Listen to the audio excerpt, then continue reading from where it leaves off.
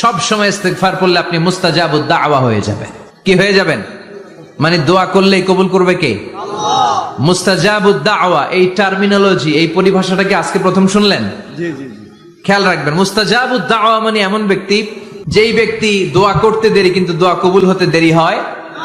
হাত তুলে দোয়া করতে দেরি, মুহূর্তেই দোয়া কবুল করে নেয় কে? আল্লাহ। আপনি যদি সব সময় ইস্তেগফারের আমলটা করেন, আপনারে মুস্তাজাবুদ দাওয়া বানিয়ে ফেলবে কে? আল্লাহ। আপনারা ইমাম আহমদ ইবনে হাম্বলের নাম শুনেছেন? আমাদের ইসলামে 4টা মাযহাবের প্র্যাকটিস আছে, অনুশীলন। হানাফি, শাফিঈ, মালিকি, 4 নাম্বারটা কথা কন। আরো অনেক মাযহাব আছে, কিন্তু এই 4টা মাযহাব বেশি প্রসিদ্ধ। গোটা বিশ্বের মানুষগুলো কোরআন সুন্নাহর আলোকে যে আমলগুলো করে, এটা 4টা মাযহাবের রেফারেন্সের সাথে কোনো না কোনো ভাবে মিলে যায়। এটার প্রথমটা হচ্ছে হানাফি, দ্বিতীয়টা শাফিঈ, তৃতীয়টা 4 নাম্বারটা সবাই বলেন কি নাম? হাম্বলি। ইমাম আহমদ ইবনে হাম্বল এই মাযহাবের ধারক, বাহক, প্রতিষ্ঠাতা। তিনি ছিলেন জগৎ বিখ্যাত মুহাদ্দিস। ওনার পুরো জীবনটা উনি হাদিস সংগ্রহের কাজে ব্যয় করেছেন, এবং একক স্বতন্ত্র হাদিসের গ্রন্থ হিসেবে পৃথিবীর সবচাইতে বড় যে হাদিসের কিতাব, ওইটার নাম হচ্ছে মুসনাদে আহমদ ইবনে হাম্বল। যারা আলেম ওলামা আছেন জানেন না? মুসনাদে আহমদ ইবনে হাম্বল, এটার মধ্যে প্রায় 40,000 হাদিসের কম্পাইলেশন আছে। সুবহানাল্লাহ, বাড়িতে গিয়ে বললেন এত বিশাল হাদিসের গ্রন্থের রচয়িতা। ওনার শেষ জীবনে উনি হাদিস সংগ্রহের জন্য সফর করতেন। শীতের এক রাতে তিনি সফরে বেরিয়েছেন।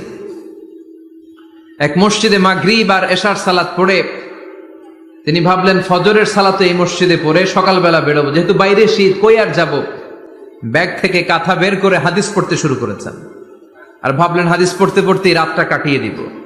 কিন্তু মসজিদের দারোয়ান এসে বলে, মুরব্বী, মসজিদে তো থাকা যাবে না, আপনি বেরোন। আহমদ ইবনে হাম্বল অনুনয় বিনয় করলেন যে তোর কাছে হাত জোর করে ক্ষমা চাই বাবা, এই শীতের রাতে আমারে বের করে দিস না, আমি রাতটা মসজিদে কাটাতে চাই। আমি ফজরের নামাজেরও মুসল্লি এই মসজিদের, আমি ফজর পরে তারপরে যাব। দারোয়ান সে না ছোট বান্দা, সে বলে না, মসজিদে থাকতে পারবেন না, বেরোন। না বেরোলে গাঠটি সহ ঘাট ধাক্কা দিয়ে বের করে দেব।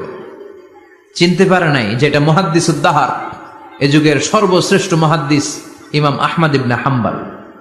এখন উনি আর কি করবেন, কিছু করতে না পেরে ব্যাগ নিয়ে বের হয়ে গেলেন। প্রচন্ড শীতের রাতে, কনকনের শীতে তিনি কাঁপছেন। হাঁটতে হাঁটতে চলতে চলতে হঠাৎ দেখলেন একটা বাজার।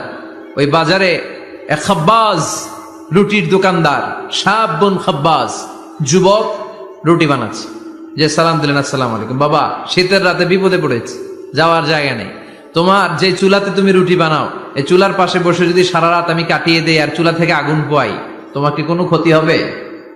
যুবক বলেন, না না, কোনো ক্ষতি হবে না। আহলান ওয়া সাহলান, ইয়া মারহাবান বিক, খোশ আমদেদ, এটা তো খুশ নসিব আমার, আপনি আগুন পোহালে আমার সমস্যা কে? আসেন। ইমাম আহমদ ইবনে হাম্বল যুবককে শুকরিয়া জানিয়ে, আল্লাহর শুকরিয়া করে চুলার পাশে বসে আবার হাদিস পড়তে লাগলেন। কিন্তু তিনি লক্ষ্য করলেন যে যুবকটা একটু পর পর আওয়াজ করে পড়ে আস্তাগফিরুল্লাহ। কি পড়ে? আটা দিয়ে রুটি বানায়, পড়ে আস্তাগফিরুল্লাহ। রুটির খামির বানায়, পড়ে আস্তাগফিরুল্লাহ। খামির গুলো দলা বেঁধে গোল গোল করে সাজিয়ে রাখে, আর কি পড়ে? বেলুন দিয়ে এগুলোর বলে চুলার ভিতরে ঢুকায় দেয়, আর কি পড়ে? কেউ রুটি কিনতে আসলে তার হাতে রুটি তুলে দেয়, আর কি পড়ে? টাকা দিলে টাকা নিয়ে ক্যাশ বক্সে রেখে দিয়ে কি পড়ে? শুধু পড়ছে আস্তাগফিরুল্লাহ, আস্তাগফিরুল্লাহ। ইমাম আহমদ ইবনে হাম্বল তো অবাক, ঘটনা কি? এই যুবকের হলোটা কি? শুধু আস্তাগফিরুল্লাহ। তিনি হাদিসের কিতাবটা বন্ধ করে যুবককে জিজ্ঞেস করলেন, বাবা, আসার পর থেকেই দেখছি তুমি শুধুই পড়ছো আস্তাগফিরুল্লাহ, আস্তাগফিরুল্লাহ, আস্তাগফিরুল্লাহ, ঘটনাটা কি? কেন এত তুমি ইস্তেগফার পড়ো? যুবক বলল, এটা আমার একটা চিরাচরিত আমল, সব সময় আমি এই আমলটা করি। আমি সব সময় ইস্তেগফারের সাথে আঠার মতো লেগে থাকি, আর সব সময় ইস্তেগফার পড়ার কারণে আল্লাহ তাআলা আমাকে মুস্তাজাবুদ দাওয়া বানিয়ে দিয়েছে। মানে আমি দোয়া করলেই দোয়া কবুল হয়ে যায়। এই জীবনে আমি যত দোয়া হাত তুলে করেছি, মুহূর্তের মধ্যে আমার দোয়াগুলো কবুল করে নিয়েছে কে? আল্লাহ। শুনে তো ইমাম আহমদ ইবনে হাম্বল অবাক, বলে কি, আনতা মুস্তাজাবুদ দাওয়া, তুমি মুস্তাজাবুদ দাওয়া? তুমি দোয়া করলেই কবুল? না, আনা মুস্তাজাবুদ দাওয়া, হ্যাঁ আমি দোয়া করলেই কবুল হয়ে যায়। তুমি জীবনে যা দোয়া করেছো সব পেয়েছো? হ্যাঁ আমি জীবনে যা দোয়া করেছি আমি সব পেয়েছি, সব দোয়া কবুল হয়েছে আমার জীবনে, শুধু একটা দোয়া ছাড়া। ইমাম আহমদ ইবনে হাম্বলের কৌতূহল আরো বেড়ে গেল। সব দোয়া তোমার কবুল হয়েছে, একটা দোয়া কবুল হয় নাই, সেটা আবার কি? যুবক বলতে আরম্ভ করলো, আমার যে দোয়াটা কবুল হয় নাই সেটা হচ্ছে আমি আল্লাহর কাছে অনেকবার দোয়া করেছি, আল্লাহ শুনেছি এই জামানার সবচেয়ে বড় মুহাদ্দিস, তার নাম নাকি ইমাম আহমদ ইবনে হাম্বল। আল্লাহ তোমার কাছে আমার আকুতি, তোমার কাছে আমার মিনতি, আমি যেন এত বড় মুহাদ্দিসের হাতে হাত রেখে মুসাফা করতে পারি আর তার কপালে একটা চুমু দিতে পারি। আমার এই দোয়াটা আজও কবুল হয় নাই, আজও আল্লাহ তাআলা এই দোয়াটা কেন যে কবুল করে না আমি জানি না। একথা শুনে ইমাম আহমদ ইবনে হাম্বল আবেগপ্রবণ হয়ে গেলেন, আর নিজেকে ধরে রাখতে পারলেন না, চোখের পানি ছেড়ে দিলেন আর বললেন, ইয়া শাব, হে যুবক, আহমদ ইবনে হাম্বলের সাথে দেখা করার জন্য তোমার আহমদ ইবনে হাম্বলের দরবারে যাওয়ার দরকার নাই, তোমার এই দোয়াটাও আল্লাহ কবুল করে নিয়েছে। আহমদ ইবনে হাম্বল দেখা দেওয়ার জন্য তোমার দরবারে ছুটে এসেছে। আনা আহমদ ইবনে হাম্বল মুহাদ্দিসুদ দাহর, আমি হচ্ছে আহমদ ইবনে হাম্বল। যুবক নিজেকে ধরে রাখতে পারে না, চোখের পানি ছেড়ে দিয়ে ওই যুগের সব চাইতে বড় মুহাদ্দিসকে জড়িয়ে ধরে হাতের মধ্যে হাত রেখে মুসাফা করে আহমদ ইবনে হাম্বলের কপালে চুমুকে দেয়, আর আহমদ ইবনে হাম্বলের কাছে দোয়া চেয়ে বলল, ও ইমাম, রব্বুল আলামিন আমার জীবনের কোন দোয়া আজকে আর বাকি রেখে দেন নাই, এই যে এই দোয়াটা বাকি ছিল এই দোয়াটাও আল্লাহ কবুল করে নিয়েছে, এই দোয়াটাও কবুল, মুস্তাজাবুদ দাওয়া। আপনি সব সময় যদি ইস্তিগফারের সাথে আঠার মতো লেগে থাকতে পারেন, আপনি দোয়া করা মাত্র দোয়া কবুল করে নেবে কে? এজন্য সব সময় অবসরে বসে আছেন, বাস স্টেশনে বসে আছেন, সিএনজিতে চড়ে এক জায়গা থেকে আরেক জায়গায় যাচ্ছেন, বিছানায় শুয়ে আছেন, পড়বেন আস্তাগফিরুল্লাহ। কি পড়বেন? প্রাণ খুলে মন থেকে আওয়াজ করে সবাই পড়েন আস্তাগফিরুল্লাহ, আবারও পড়েন আস্তাগফিরুল্লাহ, চিল্লায় পড়েন আস্তাগফিরুল্লাহ। বিশ্বনবী ইস্তিগফারের অনেকগুলো আলফাজ শিখিয়েছেন, সবচেয়ে সহজ যেটা শিখিয়েছেন সেটার নাম হলো আস্তাগফিরুল্লাহ। বিশ্বনবী জামাতে সালাত শেষে সালাম ফিরিয়ে আওয়াজ করে পড়তেন আল্লাহু আকবার, তারপরে 3 বার পড়তেন আস্তাগফিরুল্লাহ, আস্তাগফিরুল্লাহ, আস্তাগফিরুল্লাহ। পড়ার দরকার আছে না নাই? পড়তে রাজি আছেন তো? সালাম ফেরানোর পরে কি পড়বেন? নাকি দোয়া করার জন্য পাগল হয়ে যাবেন?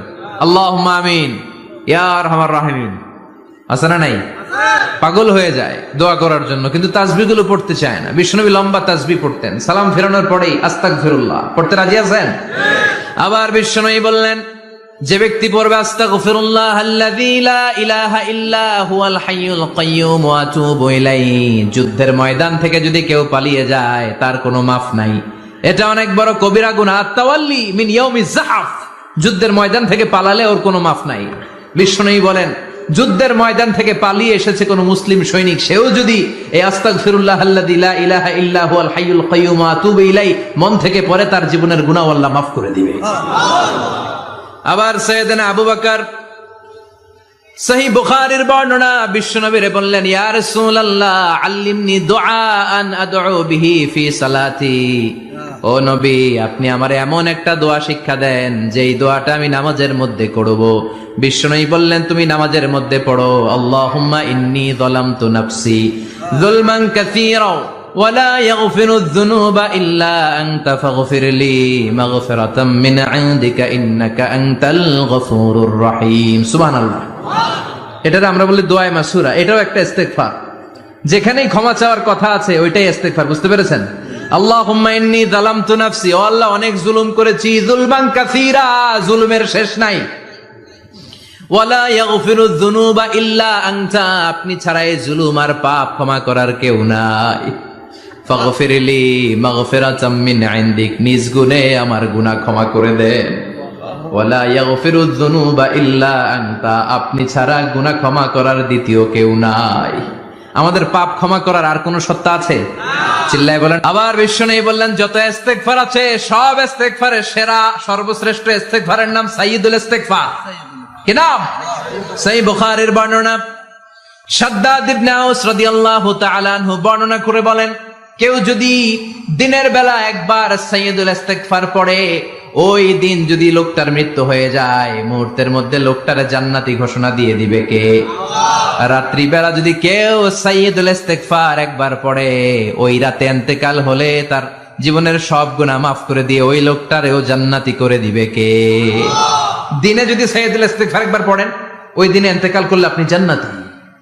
রাতে যদি সাইয়্যিদুল ইস্তিগফার কেউ পড়েন, ওই রাতে ইন্তেকাল হলে আপনি জান্নাতি। এটা সহিহ বুখারীর বর্ণনা। সব ইস্তিগফারের রাজা, শ্রেষ্ঠ ইস্তিগফার মুখস্থ আছে না?